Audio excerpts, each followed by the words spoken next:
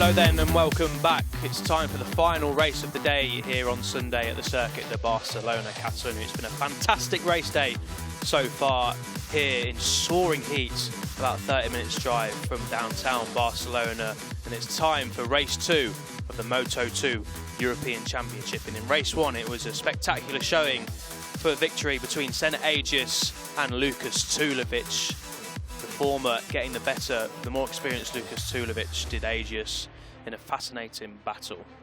Conditions will be, well, worse for the riders, let's say. In the soaring heat this afternoon, track will be a little bit greasier. Expect the lap times to drop around about a second. Yeah, it's around about 35 degrees. Track temperature soaring towards 50 degrees. Tricky conditions for the riders out there. Thankfully no rain, of course, never any threat of that this weekend. But it's going to be tricky race 2 for the riders out there today. Yeah, it's going to be really tricky. I mean, obviously the two you're going to look to once more. Number 81, Senna Agius, the winner from the first race, obviously his first win in the Moto2 European Championship, and only his 4th attempt. Pretty incredible, really. And then also Lucas Tulavich as well. He's been the benchmark all year long so far. So hopefully in a few seconds we might see some highlights of the first race, but as you do see them, all the mechanics coming out onto the grid to meet their riders when they come around on the sighting lap. And then from there we shall be ready to go in about 14 minutes time. We'll be ready to go with the 5th race of the billing, the last one today, 2nd race for Moto2. Yeah, 2 races for Moto2 today. We've had 4 previous races, Moto3 Junior GP class just gone, and here are the highlights then from race 1 that took place earlier on today. It was Lucas Tulavich starting from pole position, and he got a very good start indeed from first on the grid. That's Alex Escrig there, attempting to get the whole shot, but ran slightly wide into turn 1, which allowed Lucas Tulavich to just break clear, and that was Senna Agius and Escrig running wide into turn 5, which cost them a lot of time into the first lap. That was Alex Toledo there in 2nd place. That was Bishikirski going down with Tommaso Marcon. Unfortunately, that's Corey Tinker as well, an early crasher in the race. But Senna Agius then, after a shaky start, after running wide at turn 5, got into 2nd place and hooked his teeth into the coattails of Lucas Tulavich. That's Escrig getting it a little bit out of shape there and running wide into turn 10. But soon enough, the number 81, Senna Agius, was locked onto the back of Lucas Tulavich, and after a few laps this was about what the race was. Getting a little bit out of shape there for Senna Agius as the battle for 3rd place raged on between Alex Toledo and Alex Escrig. Eventually Escrig coming out on top of that one. But it was all about the race at the front between Senna Agius and Lucas Tulavich. Lucas Tulavich was holding firm for most of the race. Turn 9 there would unfortunately be where Lucas Tulavich lost, but this was a bit of a dramatic moment into turn 10. Contact between Senna Agius and Lucas Tulavich. This was the mistake then for Lucas Tulavich at turn 9, which allowed Senna Agius to go through with only a couple of laps to go. And from there on, the young Australian, the 16-year-old rookie Australian on the number 81 bike, didn't put a foot wrong and eventually beat Lucas Tulavich fair and square. Tulavich, of course, disappointed to miss out on another victory. That would have been his 4th in a row. But Senna Agius, what can he do now that he's got that first victory under his belt? Will the floodgates open? We'll find out soon enough.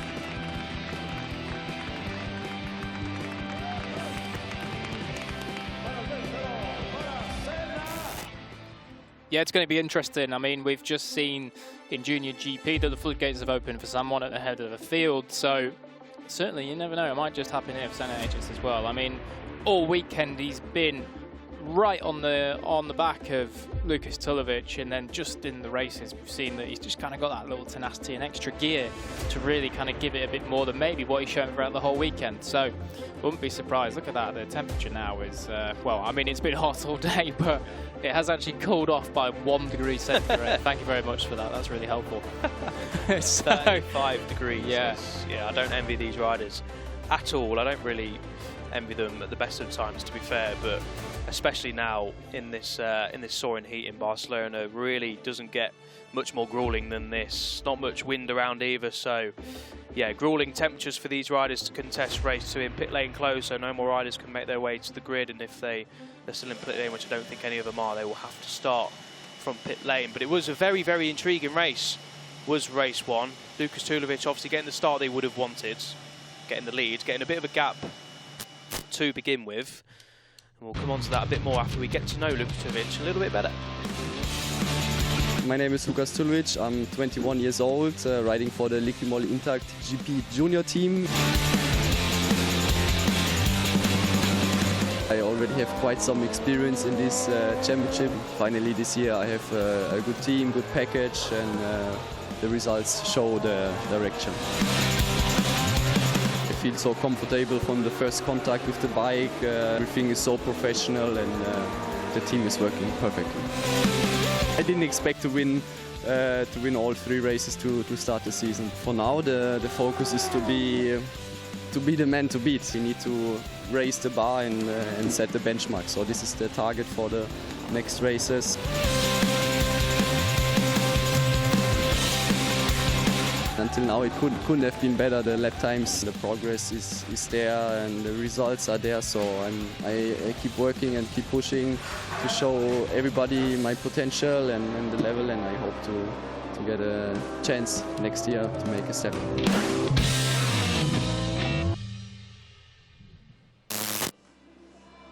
Yeah, good to hear from Lukas Tulavich, an experienced rider in the class. It's 5th season this is now for Lukas Tulavich, so very experienced indeed. And yeah, it was a very intriguing race 1, wasn't it? We'll come back to that because he got the start that he wanted. Yeah, full gas this race indeed. We're going to hopefully see just the same as we did in race 1, a phenomenal battle, an intriguing battle between him and Senna Agius. It was nip and tuck all the way, wasn't it, until that mistake at turn 9. Yeah, it really was. He was under an incredible amount of pressure and withstanding it all apart from that small mistake at turn 9. We saw him kind of run a little bit deep into the corners but managed to recover it all and cut it back for a second apex. But it was just that one time at turn 9 on the penultimate lap where he went a little bit too far and couldn't quite gather it in. And this was the man that capitalised, the young 16-year-old rookie sensation in Moto2. Look at that, 3 podiums and 1 win already. Just doing an incredible job, like really, really good. It was a really, really mature performance from him in race 1. He obviously won the race, of course, but to latch onto the back of Tulavich the way he did and then just sit behind him, work out where Tulavich was strong, where he might not have been strong, and just put the pressure on Tulavich like he did and eventually force Tulavich into a mistake. And then to get the leads in the last couple of laps and not put a foot wrong at all, super, super impressive indeed. For Senna Agius, and now, like we say, if he's got one under his belt, will the floodgates open? Yeah, quite possibly. Here's a man that's had some consistency. You can see there 4th, 5th and 4th, just knocking on the door of that podium, but not quite able to. And he was extremely close to doing it in the end in that first race. Of course, the final podium spot in the way going of Alex Skrig, number 11 on the Yamaha Philippines stylo bike machine. So certainly Toledo doing a cracking job, really, really well. Really, really good job here this weekend, but just needs that final little bit, like final few percent to essentially beat this man to the podium. Yeah, this is Skrig. We saw him running wide a couple of times, didn't we? Down at turn 1 and then down at turn 10 in the first race. 3 podiums from 4 races. It's a job well done, and that 7th position was achieved after a double long lap penalty as well in Estoril. So yeah, Skrig, the reigning Superstock 600 champion, has started life as a Moto2 rider very well indeed, and I know he finished 3rd, which you'd think, oh, that's a good result, but he looked pretty despondent in Parc Fermé, didn't he? And you couldn't understand why, because the gap to the top 2 was just over 20 seconds. So it's obviously, that's a lot of ground to make up, and when you're trying to obviously win the title like these guys are doing, 22 seconds is a lot. Yeah, absolutely. Here's one man that would definitely be hoping for a little bit more in this race. Hector Garzo, incredibly finished. Is that 39 seconds almost, 42 seconds, sorry, off the win in the end. I mean, you know, the 2 at the front had a 22-second gap over everyone else, but still, there's 20-odd seconds behind 3rd place. Obviously, Hector Garzo is a much better rider than that. He's stepping onto the MV, which is a new machine for him, so he's still figuring that out. So I'm sure that we'll see Hector Garzo get better and better throughout the year, but definitely it's not where we would expect him to be. Just wondering if that injury picked up in Valencia is still niggling away at him, because he missed the race in Valencia a couple of weeks ago, or 3-4 weeks ago now it was. So just wondering, yeah, because Garzo isn't a rider to finish 11th in the Moto2 European Championship. He's got plenty of experience in his belt, a couple of years at World Championship level even as the well. podium, you know. Podium, so yeah, he's won races in this class. So yeah, expect to see Hector Garzo, if it's not today, then at the sharp end at some point during the season. We just missed Peter Birsakirski. He unfortunately collided. Well, we weren't quite sure, but there was definite contact between him and Tommaso Marcon, weren't there, in race 1. Thankfully, both walked away. I think it was at turn 11 when they both crashed out at lap 1. Yeah. So yeah, Birsakirski and Tommaso Marcon, who we'll see shortly, looking for better fortunes in race 2. So the mechanics then all leaving the grid, taking the trolleys with them, all the tools, the laptops, the tyres, the whole lot. And in just a few moments, we will be underway for the warm-up lap. Here is Tommaso Marcon, the other man involved in that incident on lap 1, of course. I believe he was on the inside with Birsakirski, so not too sure what happened there. But anyway, contact between the pair of them, they both went down. Of course, we've seen Tommaso Marcon in years gone by in this championship do pretty well. I think he finished 4th in 2018 overall or something like that. So he's pretty handy, you know, and of course he's been stepped away, did Moto2 for a little while, and then some other stuff too. So he's back here and certainly quite keen to show what he can do. Good to see Roberto Garcia shortly enough, and we'll just mention, of course, Javi Cardlus is missing from the race 2 grid as he was in race 1. He's unfortunately injured, is Javi Cardlus. He was out for qualifying yesterday, qualified in 8th place, but we saw him hobbling around in the paddock with a sort of ankle brace on, so I think the injury just taken its toll, unfortunately, on the experience. Andorran. We're going to get a rundown of the grid then for race 2. Lucas Tulavich once again starting from pole position, just ahead of race 1 winner Senna Aegis, with Toledo and Escrig vying for the podium again in race 2. Hector Garzo and Birsakirski, we've just seen, of course. Alcoba, Marcon and Garcia completing the first 3. Mikel Pons, Rato and Ruiz all on row 4. Then we have Sanchez, Rodriguez and Montero completing row 5. And then row 6 is Fernandez, Paz and Tapia number 8 in 18th slot on the grid. Row 7 is made up of Ruiz as well, Iozzo and Jamie Davis, who I believe had a technical problem in the first race. Van der Lagemat down in 22nd, Aubrey and Orgis. Then Florov, Hosuk and Strudwick, the Brit. From Corey Tinker, who had a first lap incident from Chiba, and Zedji, the American. We'll get the warm-up lap underway very, very shortly indeed. The final mechanics just clearing the grid, and then we'll be underway. Not that they need a warm-up lap really in these sorts of conditions, but get some temperature into the tyres, get some temperature into the brakes, importantly as well. And then the final race of the day will be underway, race 2 here in the Moto2 European Championship. It's been a great day of racing. What has the final race got in store for us? Hopefully an equally as good, if not better, battle that we did in race 1, and maybe the likes of Alex Toledo and Alex Escrig can get themselves involved as well. Yeah, we'll certainly see what they can do. Obviously, they've got a big performance gap to bridge to be able to stay with Senna and Lucas all the way until the end. Of course, it was 22 seconds the gap from 2nd to 3rd at the end of the first race. But if they can get there in the early laps and cling on to them, they can definitely learn some stuff, and that is exactly what they need to do. Of course, both young riders, and that's all it's going to be about in these races for them this season, just to learn from those guys that are quicker than them. And there's not many that are quicker than them. Of course, they both finished 3rd and 4th in the first race. So certainly very quick riders in their own right, just missing that bit of performance compared to the 2 benchmarks this year. Not a cloud in sight then, just on the outskirts of Barcelona. Terrific racetrack, it's been a terrific weekend. Of course, just 1 weekend on from the MotoGP World Championship paddock being here. And these guys, final race of the day before we head off to Jerez at the start of July. 5 rounds to go after this one. Yeah, and if we think it's hot here, it's going to be hot here in Jerez in July. And in Portimao at the end of July as well. So yeah, it's going to get toasty down there for these boys in, obviously, Andalucia in Jerez and in the Algarve at Portimao. Who will take the championship lead there? It will probably, well, it will definitely be Lucas Tulavich, as obviously you only get 25 for a race win, but Senna Aegis can cut the gap to 25 points if the standings are the same this time around. Senna Agius will be hoping, of course, he does take race win for the second time today, and what a weekend that will be for the rookie. Yeah, it would be a cracking weekend for him if he can do that. Obviously, as we say, the case of once the floodgates open, they stay open, well, it could well happen here. Here we go then, we are getting ready for the final race of the day. Final race on the schedule, Moto2 Race 2. There is your pole man, number 3, Lucas Tulavich, German, on a Liquid Moly Intact Junior Team machine. Going to be looking to take his crown back, so to speak. Obviously got pinched from him in race 1 by the man that lines up next to him there in the Dainese Levers, number 81, Senna Agius. So certainly Tulavich not going to be wanting to leave here with 2 seconds on the board. That will be niggling him all the way until Jerez in just a few weeks' time. Certainly will be.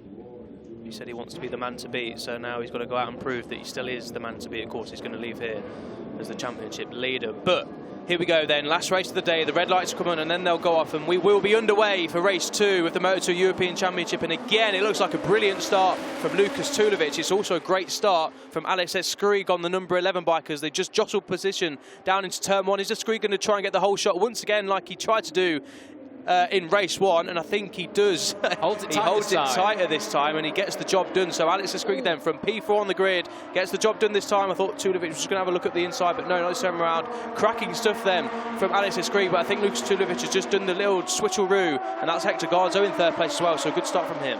Yeah, good to see. Great starts then from the number 11 and the number 4. Good to see them battling up front early on. Not the best of start once again for Senna Agius. If there's one weakness in his armour, that is it. He needs to get his start slightly better. But still in 4th, we saw him come back from 3rd or 4th in the first race and win it in the end anyway, so he will not be panicking just yet.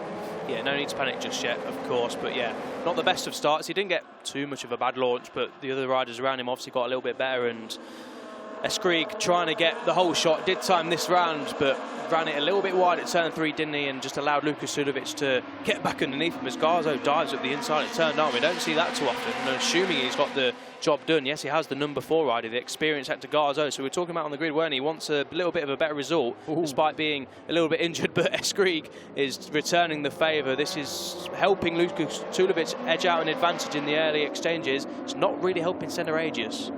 Yeah, so then Garzo and Escrig swap positions 3 times in 3 corners, and it looks as though Garzo's going to hold on to it on the MV. So as we come down then to complete the first lap, just a corner to go on this first lap, look at that already. That is definitely more than 6/10 what it says on the timing screen. Yeah. We'll see it as it goes across the line. I think it's going to be 1 second plus. Definitely it's got to be. Senna Agius holds it tight on the exit of turn 14. Does that mean he's going to get a better drive than the 2 in front of him? We don't know where is he. He's 4th across the line, but it looks as though he's going to slipstream and try get past Garzo down into the brakes. Yes, he does. And look at Toledo as well. Up the inside of the MV2. He does. So Garzo then 2nd across the line and 5th into turn 1. Yeah, a bit of a disaster there for Garzo, but that's what the slipstream can do to you. Now then, Senna Agius, this is exactly what happened in race 1. Lucas Tulavich opened up a bit of a gap. It's 1.2 seconds now. Senna Agius hit the front of the second group, though, and then got his head down. It looks like he's doing so already. So this is rinse and repeat from a little bit earlier on. What can Senna Agius do? Can he reel Lucas Tulavich in, or has Tulavich found a little bit more speed in race 2? We're about to find out, but my guess will be that Senna Agius will be able to reel in the experienced Lucas Tulavich, the championship leader, of course. Escrig now in 3rd place. He wants to be in that fight as well. He was disappointed, wasn't he, with the podium being so far back on the same bike as the other 2 ahead of him, really. So Escrig, yeah, doing well so far, with Toledo back up into 4th place, and Hector Garzo after a good start, yeah, just lost out there down the straight, didn't he? He is down to 5th place. Yeah, good to see Garzo, because it looked though for a minute there at the start of this lap they were just going to drop him, but he has clung on just a little bit. Tiny bit of daylight, but no, still there in 5th behind him. Now, we'll be interested with Agius at the front. He has actually closed in. Look at that already. The last 2 sectors, he's pulled in 2 tenths over Tulavich at the front.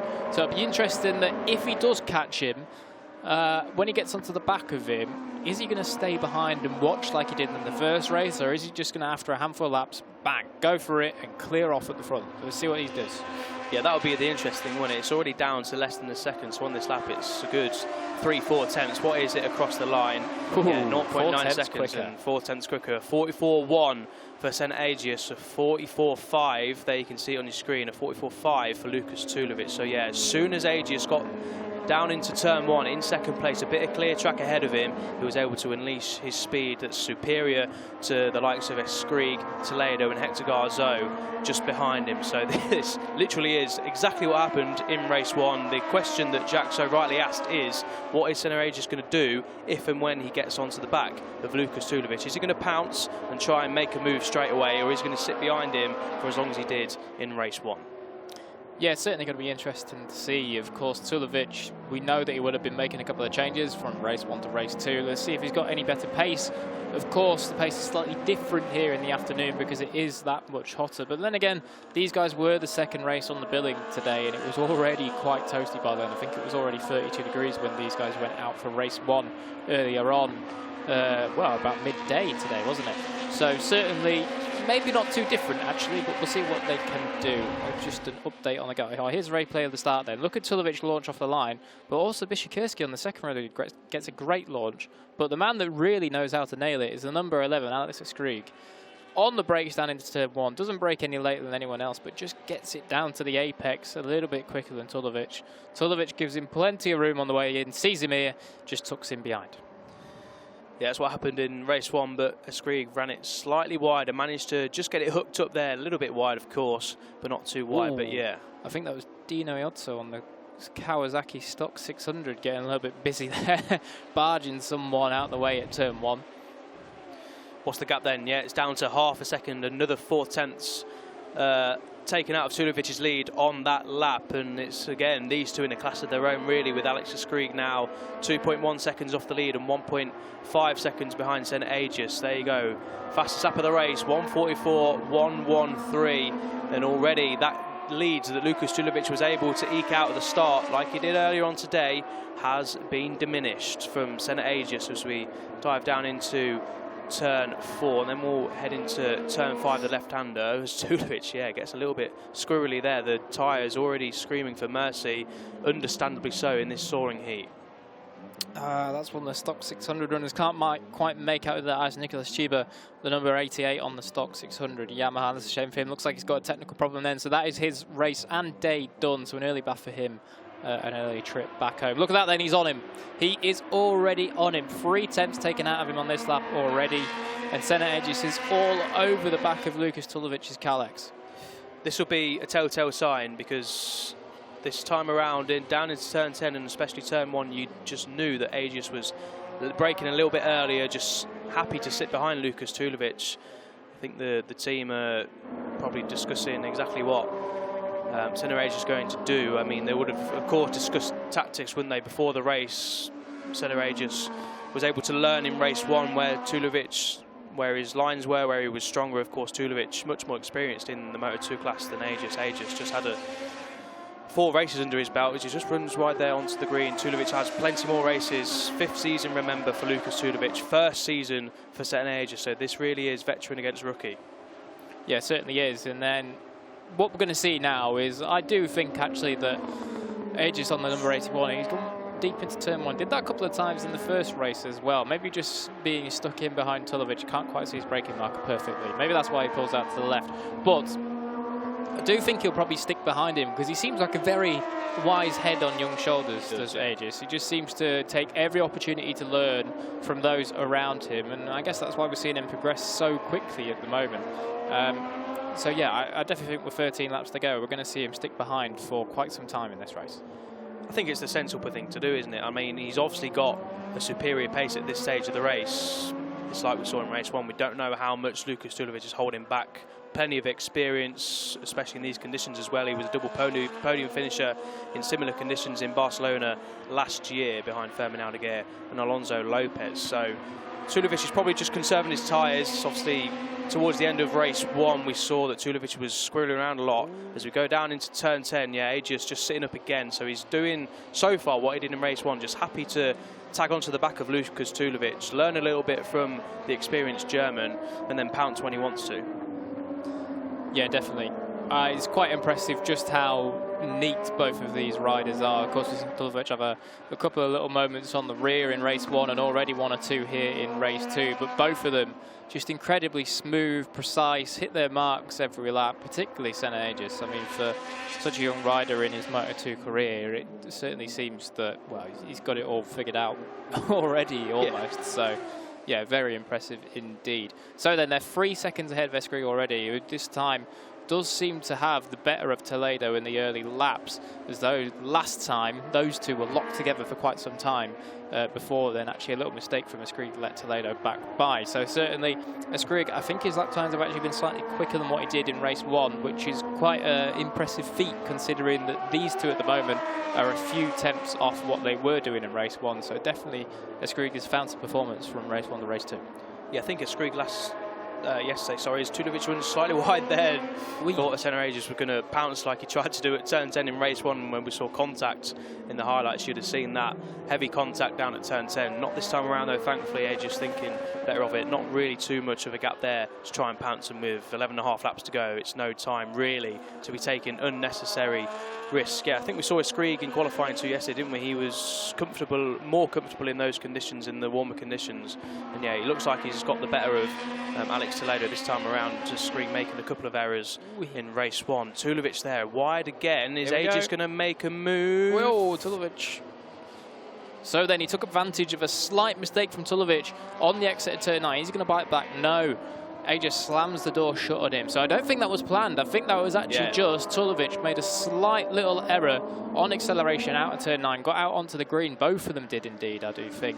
And so Aegis kind of just forced into going through. So now this changes the plan a little bit. What can Tulavich do from here? Is Aegis going to absolutely just go away with it here and clear off into the distance? Or will Tulavich sit behind his younger counterpart and maybe learn something himself? Well, exactly. Aegis looks like he's got better pace, and of course, you've ridden race 1, so you're never too fast or too old enough to learn, and Lucas Tulavich can certainly learn whereabouts Aegis is making the time up. So this is going to be interesting now. I don't think it was planned at all, Jack, you're right. Obviously, both of them running a bit wide, and I think Aegis had no option really, unless he broke halfway down the back straight to not take the lead. So this is going to be interesting. Already you can see Aegis is putting a little bit of a gap. Now then, Lucas Tulavich, what have you got in your locker? Because this is going to be interesting.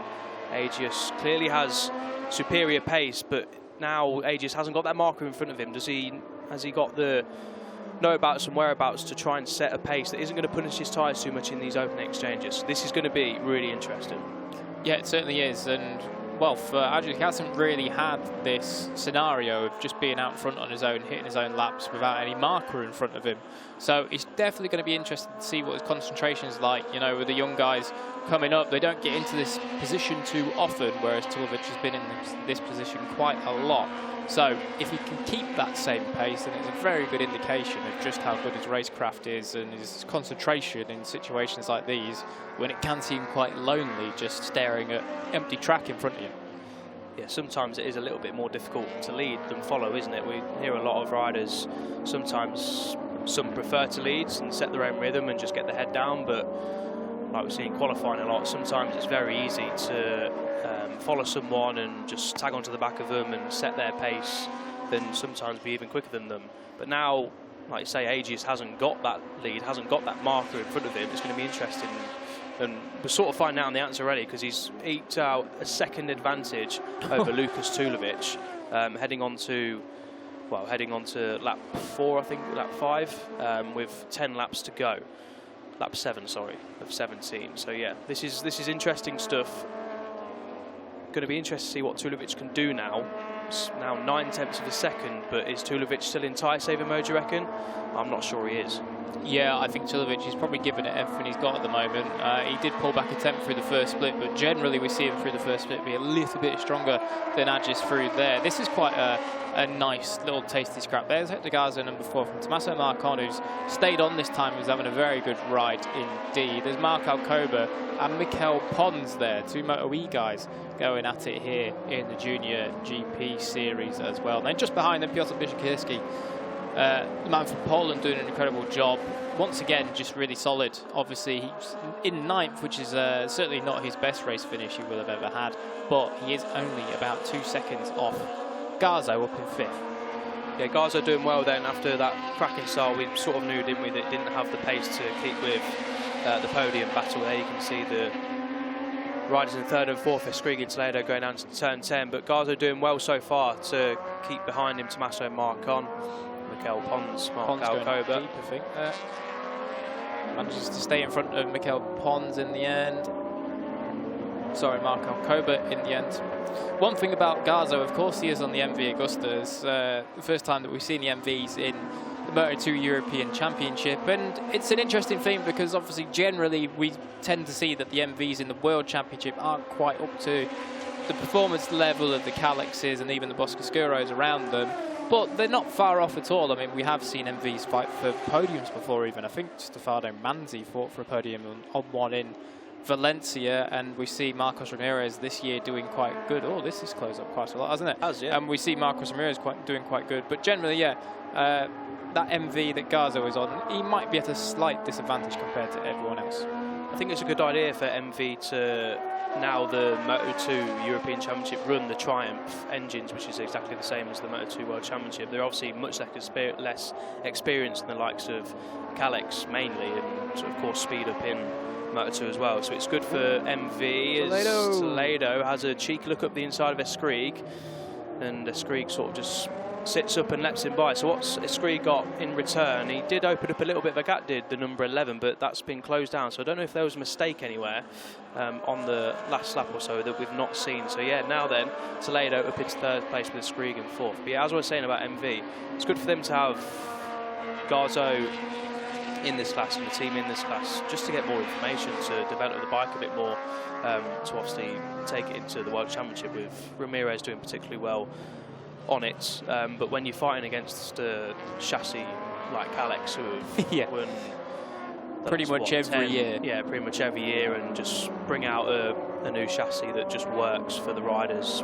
I think there's only 4 bikes now on the grid that aren't Calix chassis in the Moto2 World Championship. So yeah, good for MV to do this, to obviously get more development in the tankers. That's Marcon going down at a fast turn 13. Another crash then for Tommaso Marcon. I think he's all right, just a bit dejected in the gravel yet. So another crash then here in Barcelona for Tommaso Marcon, unfortunately, just pushing a little bit too much on the front end, easily done, especially in these conditions. Chasing a top 5 finish was Tommaso Marcon, but his unfortunate season continues after that heavy crash in Estoril. Let's just get a look at, I think it wasn't the front end, you know. Not too sure. I mean, it looks like it's a place with the front end, but we do know this place, we've seen them have off-throttle high sides before, particularly in MotoGP, so maybe it wasn't. Let's hope it wasn't, because that would be a little bit of a harder hit than the front end. But glad to see that Marcon was up and okay, just looking rather annoyed with himself. Well, back at the front then, the number 81 of Senna Aegis is now 2.2 seconds clear. Well, that's 2.6 seconds clear now of Lucas Tulavich. So incredible. Questions have been answered. Lucas Tulavich unfortunately has no answer for Senna Aegis. Unfortunate for Lucas Tulavich, of course. Fortunate for Senna Aegis, and Lucas Tulavich is going to have to hope for a mistake from Senna Aegis, but as we saw in race 1, it doesn't look like Senna Aegis is in the mood for any mistakes today. I hope that's not a commentator's curse on the young Australian, because he's been absolutely sensational this year. He's been absolutely sensational, especially in Barcelona. Qualified second behind Lucas Tulavich, but now after Tulovich's mistake, he's got the power down, and he's not looking back now. Is he the number 81? No, definitely not. And it's important for Tulavich now to not be too demoralised after this. Obviously, you can see Aegis just putting meters and meters and meters on him, in front of him, extending the gap now to 3.5 seconds. I mean, it's an absolute demolition job at the moment. He's just, well, he's going into the distance, essentially. So it's important for Tulavich not to get too bogged down with it. He still will have the championship lead heading into the next round in Jerez, and that is incredibly important to remember. Look at these two having a ding-dong once again. They certainly like to get together on track, don't they? The number 11 is Eskrigi and the 55 of Toledo. How many overtakes have these two done on each other today? Quite a few. We've probably missed a fair few as well, after focusing on the leaders and the battle behind as well. So yeah, these two, proper ding-dong battle for the final podium position. Good on them as well. They're not going to catch Lucas Tulavich unless Lucas Tulavich runs into some sort of error, and they're not really going to be caught, good English there, caught by Mikel Pons and the chasing riders behind him. So yeah, this is really a dice for the final podium position. When Alex Toledo, the number 55, got by down here at turn 5, a couple laps to go. I thought Eskrig may have been encountering some troubles, but he's obviously regrouped, regathered, and he obviously desperately wants that second podium of the weekend, but so does Alex Toledo, of course. Yeah, absolutely. I mean, Alex Toledo is going to be with an absolute hatred of P4. I mean, he's already had 3 of them this year, and he's staring down the barrel of another one here. So certainly going to be hoping he can pinch into that P3. If you can actually see there, just on the left-hand side of Toledo, just by the swing arm, if any more engineering inclined people are out there, there's a tiny little mass damper on the side of the swing arm there. It's that little orange cylinder that you can see on the left side there. You can just see it hanging off the back. You'll see it nicely as they come through here. Just a little mass damper to just tune out any of the vibrations going on. It's just one thing that team actually develop on themselves. It's not a Calyx thing. They just do it for themselves. The SAG team, you'll see it in the World Championship as well. They have it with their riders. Good spot there from our tech guru, Jack Gorst. I'll plug the MotoGP tech group for you as well, because fascinating insight over there. And you're right, it's a good spot there. You can just see it on the left-hand side on the rear wheel as Toledo tucks into the slipstream of Eskrig. Is he going to make a move? Yeah, not quite, down into turn 1 this time around. We'll just get an update on the gap for you at the leads. It's now 4.9 seconds, pretty much 5 seconds. So Senna Agius really has put the hammer down, and all he's got to do now is keep his concentration, which can be hard to do in these situations. We hear that, don't we, from riders? We heard it from Fabio Quartararo that he was thinking about things that he really shouldn't be thinking about. Like what he's going to have for dinner to celebrate or something like that in the last few laps of the MotoGP race. It can be hard to concentrate when you're on your own, and you've just got to hit your braking markers, not make any mistakes. So yeah, Senna Agius at the young age of 16 is going to have his first experience, especially in Moto2, of doing just that. Yeah, definitely. I mean, very good point to raise. Just, you know, your mind wavers when there's nothing really to focus you out front. But of course, he has to remember he is riding a 145 horsepower Moto2 machine, and it does take quite a bit of concentration to make sure you get it right lap on lap on lap. But it does seem as though he's still doing that at the moment. Pulled out another, well, 3 or 4 tenths already on Tulavich in this lap. It's up to 5.4 seconds is the gap, so certainly doing a sterling job indeed. As once again Toledo looks down the inside on the brakes, but no, not quite. He's incredibly tall, Toledo, isn't he? When he pops up out the bubble, he really sticks up from the front of that fairing on the Pertamina SAG bike. So certainly, yeah, quite a big lad on that Moto2 machine. Yeah, I think Lucas Tulavich is just going to have to take his medicine here, isn't he? I think that's exactly what he's done. 5.8 seconds. There's no chance of him beating Senna Agius today unless some sort of issue comes Senna Agius' way. Like we say, he's going to leave here as things stand with 25 points in his pocket, an advantage over Senna Agius in the championship. So still a healthy margin for Lucas Tulavich, and of course, as we get further into the calendar, we're going to tracks that Tulavich knows more. Here we go. Down the inside goes Toledo once again on Eskrig. Eskrig sits up and just lets him go through. And so that is another change between these two. 5 laps to go. I'm sure there's going to be quite a few more, of course. Toledo really pushing hard to pick up that first podium here in Moto2. And if he does get it, it'll be job well done and very well deserved. Yeah, good job then down into turn 1. Popular pass in place, isn't it, here in Barcelona? The most popular pass in place in Barcelona. There's plenty of them. Turn 4 we've just been around is one of them. Turn 5 too. We've seen Toledo and Eskrig already battle it out there a few times, and then of course down into turn 10, the infamous turn 10. The Senna Agius is probably out right now with his lead over these guys. Probably, yeah. And then the final corner as well, if you're feeling brave enough, as we've seen a few times in the past. I'm hoping this battle goes down to the final corner. It certainly looks like it will do, because these riders look like they're locked together in terms of pace. Toledo there just a little bit wide on the exit, but I don't think it'll cost him too much. Alex Eskrig going to have a look at the inside this time around turn 10. No, he's not. So with 5 and a bit laps to go between these pair, the podium fight is going to go all the way. But they are some 18 seconds down on Lucas Tulavich, who in turn is 6.7 seconds down on the race leader, Senna Agius. Yeah, definitely going to go all the way this one. Just looking down the order at your stock 600 runners. At the moment, it is Fernandez that's leading that one from Rodriguez and Ruiz. So certainly those guys having another good showing here in the stock 600 class. And it looks as though pulling out the slipstream, Eskrig is going to go past him on the slipstream down into turn 1. Doesn't need the brakes to get it done. Already past him and back up into 3rd. Does he bite back in turn 2? No, he doesn't, not quite. This is a good battle, this.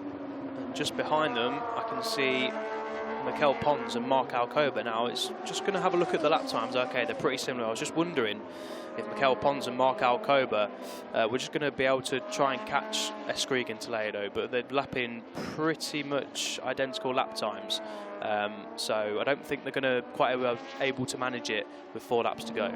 Is Eric Fernandez and Sol Kawasaki in the field doing a cracking job in the stock 600 class, leading that one by what's he got over the person behind him? He's got 3.1 seconds to Rodriguez just behind him, so certainly doing a cracking job, and particularly on the Kawasaki, which generally you often see the Yamahas be the 600 of choice, but they're all stockers, so they're fairly even in this guys.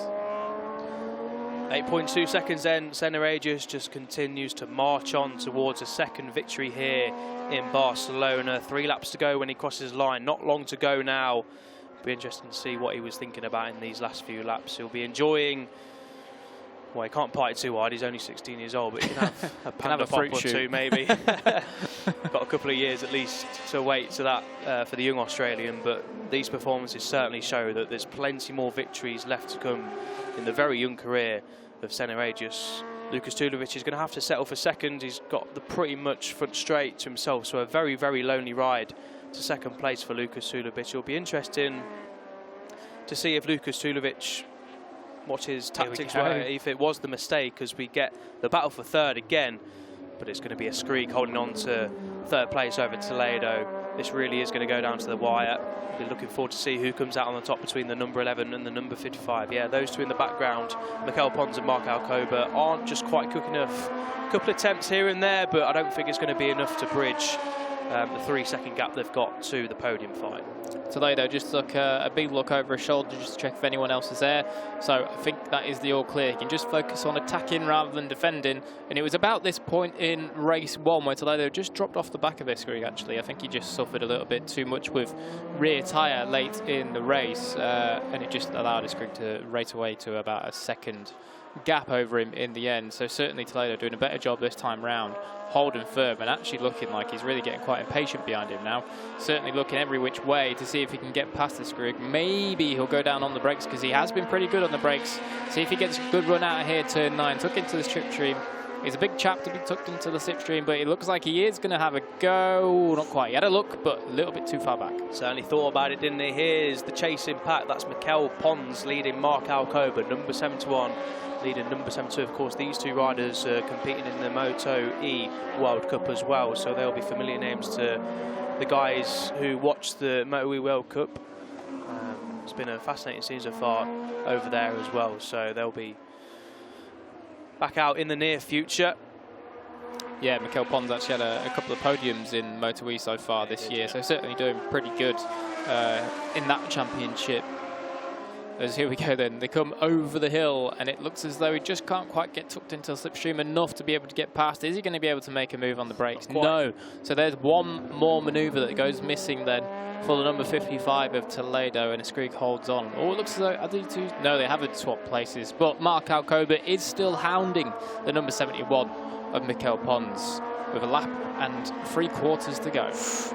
Getting it lit up there around turn 3, fascinating corner. Love watching down there, love the camera angles that we get out of turn 3 when the tyres are screaming for mercy, getting it lit up, aren't they, these boys? Mikel Pons, incidentally, many of you may remember that he won his first Moto E race right here at the circuit in Barcelona, Catalunya. So knows this place well, goes well, and he's searching for, well, he should, yeah, searching for a top 5. He's currently occupying P5 at the minute, with Agius now into the double figures of margin, 10 seconds clear. Lucas Tulavich in turn is 12 seconds clear of this battle that's raging on, and this is going to go all the way, isn't it? Now, can Toledo tuck into the slipstream of Escrig? Yes, he can, but can he get enough of a run? He's going to be late on the brakes. Not this time around, though. Escrig doing very well to hold off Toledo with 1.5 laps to go. That turn 10, I'm sure we're going to see some action down there on the final lap.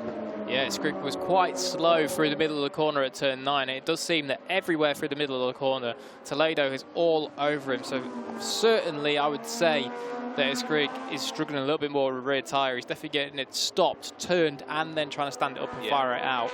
And it's certainly one of these areas where Toledo's going to have to use his advantage. He's a bigger guy than Skrig, and he's going to need to carry the corner speed out of the corner to be able to get him on the straight. And that looks as though he's what he's going to try to do it here again. But no, look at that. Just in the slipstream, he's not quite enough to be able to get past him in time. Yeah, just encountering a back marker. Oh, that's a cheeky here. one. Oh, no. Sometimes see that, but not often. Hopefully the back marker's got the blue careful. flags. Yeah, just about getting out of the way. So that was nearly a creative move there for Alex Toledo up the inside at turn 2. We don't see that very often now. Turn 4, it's not going to be at turn 4, but can he get his Pertamina Mandalika Kalex machine stood up out of this turn 4 and get the inside line for turn 5? He's trying to do it, but the tyres are just saying no more, no more. So it's Skrig holding on so far. Yeah, these two look like they're both on the ragged edge, both struggling front, rear, the whole lot. So certainly tyres are screaming, as you do say, but only half a lap to go, and that is crucial for Toledo because he's only really got 1 or 2 real opportunities left. But as they come into turn 9, our race leader is surely rounding the final couple of corners now, and we'll see him on screen momentarily because it's been an incredible performance from Senna Agis. I think Toledo was just on the green there, so even if he passes for third place, I'm not sure it's going to stick, but we couldn't quite see there. But today has been all about this young man from Australia, Senna Agis, a double winner here in Barcelona. Phenomenal stuff in race 2, a 12-second victory for Senna Agis. Well, it was 12 seconds. We'll see it over the line. Yeah, around about 12 seconds. Not that it matters anyway.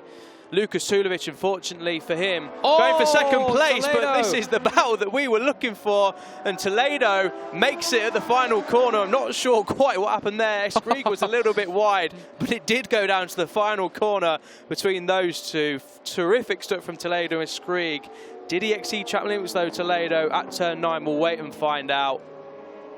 There's Senna Agis though, celebrating with Corey Tinker, the British rider. Unbelievable from Senna Agis, wasn't it, Jack? Absolutely terrific. Yeah, incredible ride. I mean, we don't think the overtake was planned. A small mistake from Tulavich just allowed him to slip into that scenario to be able to take the lead. And from there, well, he pulled out 12.1 seconds. I mean, incredible. Tulavich is no slouch, and to beat him by 12 seconds is something special. 12 seconds further back then, Toledo breaks the 4th place curse. Finally picks up his first podium. So well done that man, because that is a thoroughly deserved 3rd place trophy. Yeah, treated us to a good battle there, didn't they? The men in 3rd and 4th. I don't know if you guys saw it at home, but I'm not sure if he touched the green at the edge of turn 9. We will obviously relay that information if it does come through. But yeah, Lucas Tulavich then, a pair of second places isn't what he would have been looking for when he came into this weekend, especially from pole position. But with the pace that Senna Agis had this weekend, especially in race trim, of course, finishing second for his title aspirations, of course. Can't do much better than that. If you can't finish first, bring it home in second place if you can, and that's exactly what Lucas Tulavich would have done, or has done. Would have been very easy to crash, very easy to lose concentration. A lonely race in the end for Tulavich, finishing 12 seconds ahead of the 3rd place fight and 12 seconds behind Senna Agis. So very lonely rides. Lucas Tulavich though will leave with 25 points in hand over Senna Agis, who has announced himself in the Moto2 European Championship as a title contender, that is for sure. He already announced himself earlier on in the season with great rides in Estoril. Unfortunately crashed out of the lead in Valencia, but he's bounced back in fantastic style in Barcelona. What a way to make up for what happened. There's the team celebrating with him. And have the floodgates now opened. We were talking about that, weren't we? The first race saw him win after a phenomenal battle with Lucas Tulavich. Stalked him all the way, eventually got the better of him after a slight mistake from Tulavich, and Tulavich is shaking his head there. 12 seconds is a big gap to lose by. I think he's just a bit bewildered by that. Maybe he had some tyre issues that he wasn't expecting, or Senna Agis just had superior pace, I'm not sure. So Tulavich will be understandably a little bit upset by that. obviously these are motorcycle racers, they want to win at all costs, and I think he was just displaying there to the team. Yeah, he was just losing the front end all the time. It's obviously really tough conditions out there. Track temperature's nearly 50 degrees, air temperature 35 degrees, mid-afternoon here in Barcelona. Doesn't look like Alex Toledo exceeded track limits, so my eyes deceived me a little bit there. Here's what happened then at the final corner. So it actually was Toledo that was leading the way, and Alex Escrig dived up the inside at the final corner, but couldn't make it stick. So that's what happened at the final corner then between Toledo and Escrig, and it was the number 55 Toledo, his first Moto2 European Championship podium. He'd finished in the top 5 in all of his races before today. Of course, another top 5, but it's the top 3 that you want, isn't it? And that's the top 3 that Toledo got, the number 55. You can see how warm it is out there. Senio just wiping the sweat off. The Liqui Moly team, classy outfit as ever, saying congratulations to the race winner. We're in for a fascinating title fight, aren't we? Even if it's just between Lucas Tulavich and Senna Agius. We had this last year with the 2 teammates in Fermanagh again, Alonso Lopez for the Speed Up team. Speed Up team no longer in the Moto2 European Championship, but that's paved the way for some new contenders, and new contenders we have. Tulavich and Senna Agius, the top 2 in the title race. Alex Toledo getting his first podium, that'll do him the world of good. So here's what happened then. Turn 9 again for Lucas Tulavich, just ran it slightly wide. Got his tyres just on the edge of the curb, got a little bit out of shape, and that allowed Senna Agius to just get a run down into turn 10, make a passing move stick fairly comfortable in the end. We were wondering what would happen. Would Senna Agius just be cool, calm? Well, he definitely was cool, calm and collected, but would he drop Lucas Tulavich? Or would Lucas Tulavich fight back in the end? It was the former. He would drop Lucas Tulavich well and truly. 12 seconds in the end. Demolition derby sort of job there for Senna Agius. Utterly dominant. And a fantastic race victory. 2 now for the rookie. It'll be very interesting indeed to see what he can do for the rest of the season. And we can hear from him now. He's down in Parc Fermé with Jack Gorson. So Senna, incredible race victory. 2 of them all at once, and it looked like a lonely race out front. What was going through your head on those laps? Yeah, I didn't make my life easy for myself in the first laps, going back to P4 again.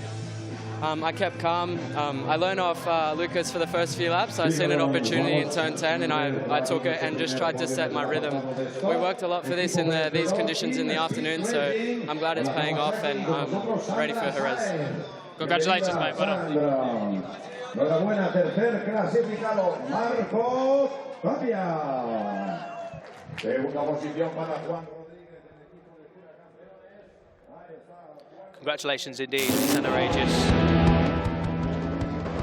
We're just going to get highlights then. At the final race of the day here in Barcelona, Lucas Tulavich starting from pole once again, and once again he got a fine start from pole position, but Alex Escrig on the number 11 bike got the whole shot and held it, but he didn't hold it for long. Lucas Tulavich got the inside line at turn 3 after Alex Escrig runs slightly wide. Lucas Tulavich said thank you very much for coming through, and from there Tulavich just eked out a little bit of a gap to the chasing pack. Senna Agius didn't get the start he would have wanted, dropped down to turn 4 like he just said. Didn't make life easy for himself at all in the open exchanges, but once he got the draft into turn 1, into second place, he got his head down, caught Lucas Tulavich like he did in race 1, hung behind him for a couple of laps. We thought maybe that we were going to get a rinse and repeat from race 1. Didn't want to overtake him, did he? Did Senna Agius, until it was this point. He didn't really have a choice at this stage. Lucas Tulavich just getting on the edge of the track, just getting it out of shape out of turn 9. Senna Agius dived at the inside at turn 10, made the move stick, and from there on in, slowly edged his way clear and eventually won by a fantastic 12 seconds. And this is where the podium fight was for third place. Tommaso Marcon there, crashing out of turn 13, unfortunately a double DNF for the Italian, but thankfully he looked all okay back up on his feet. Alex Escrig and Alex Toledo treated us to a podium bonanza really for third place. Swapping changes lap by lap, but it was Senna Agius in the end, a very comfortable winning margin. Lucas Tulavich having to settle for second, not happy, encountering some front tyre issues, but this was the final corner. Sensational scenes. Alex Toledo held it into the final corner. Alex Escrig dived up the inside but ran wide, so it allowed Toledo to make his way back through onto the podium places. But Barcelona in the Moto2 European Championship, all about the number 81 Senna Aegis, a double race winner, and only 25 points down now on Lucas Tulavich in the standings.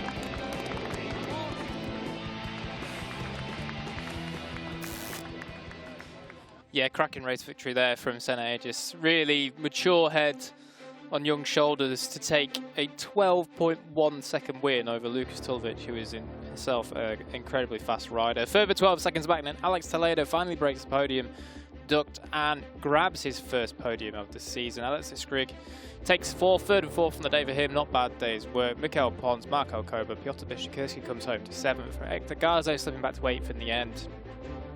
And 9th it was David Sanchez. Great stuff on the other MD too.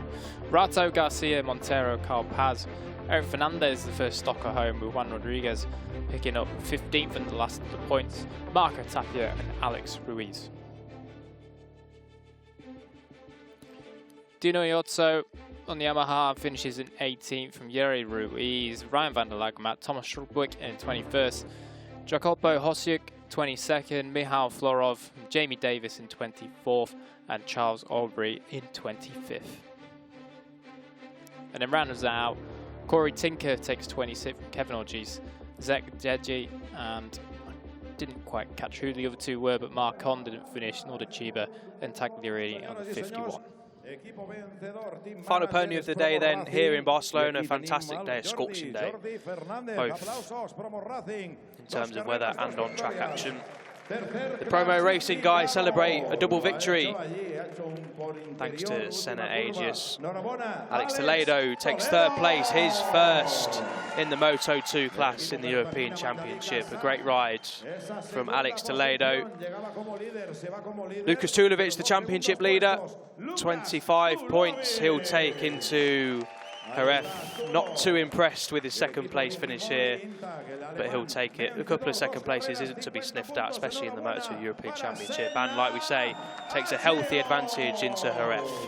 But it's all about this man, isn't it? The young man from Australia, Senna Aegis, a double race victory for him at the Circuit de Barcelona and Catalunya. Phenomenal stuff. Yeah, very impressive, and closes that points gap down to 25. Still a healthy points margin, as you say, for Tulavich, but certainly Tulavich will be very, very aware of the fact that he has lost 10 of those advantage points to his younger counterpart today. And as we head to Jerez, he's certainly going to be quite keen to reinstate himself as the man to beat, not just in the championship standings, but on the day, on the Sunday. So there you go then, Alex Toledo. That is a well-deserved 3rd place trophy for him. There was tears down in Parc Fermé from his family, so certainly lovely to see. Big stoppie on the way in too, which was nice and cool. Yeah, of course it means a lot to these guys, doesn't it? Finishing your first podium in a Moto2 European Championship, it's going to be very exciting, very emotional for obviously the rider, but also the team and the friends and family. So great to see emotions running high for the right reasons down in Parc Fermé. And what more can we say about Senna Aegis? A double race winner and the Australian national anthem to go with it as well.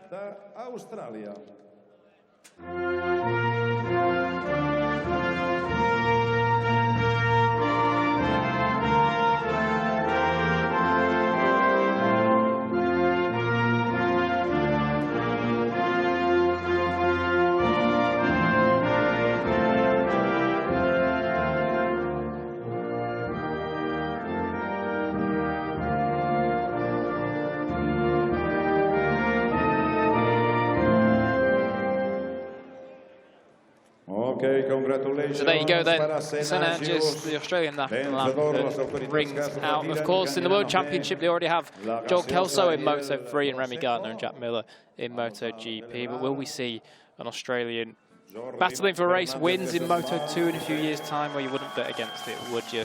From the performances he's shown already this year, certainly seems as though he's got what it takes to go all the way to the big leagues.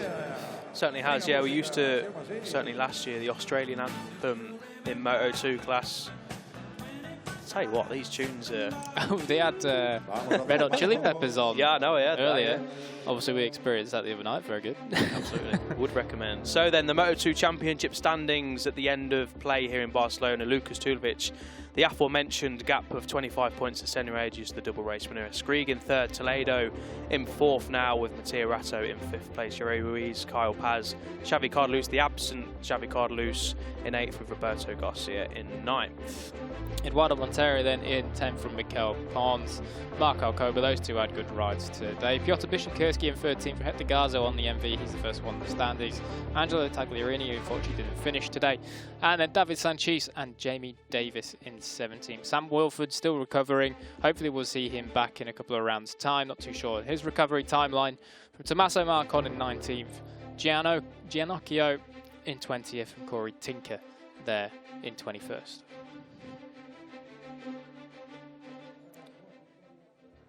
Here's your Stock 600 podium then, which both wins today went the way of Fernandez, number 78, on the Kawasaki. So cracking job from that man. I think he cut the gap by quite some time from race 1 to race 2. If I just look back at how far off he was in race 1. 58 seconds off in race 1 and similar amount of time for race 2, so certainly doing good stuff there. Though it is Alex Ruiz that's leading the way with 96 points from Marco Tapia, 13 back. Dino Iozzo is in third from Chiba. Van der Lagemat. Eric Fernandez there you see in the Kawasaki after 2 victories today is 50 points in 6th. Thomas Strugwick, Juan Rodriguez and Michal Florov in 9th with 34 points. Kevin Orgis in 10th then from Hosuk, Rihak, Zeji and Nestola, and then Durate at the bottom. So then, the day belongs to Senna Aegis in the Moto2 European Championship. Storming ride there in race 2, and that's all she wrote for the Circuit de Barcelona Catalunya here in 2022. What a day it's been, and what a championship, a series of championships we've got on our hands. We will see you next time out at the Circuito de Jerez Angel Nieto. It's goodbye from me and Jack. See you soon. Ciao for now.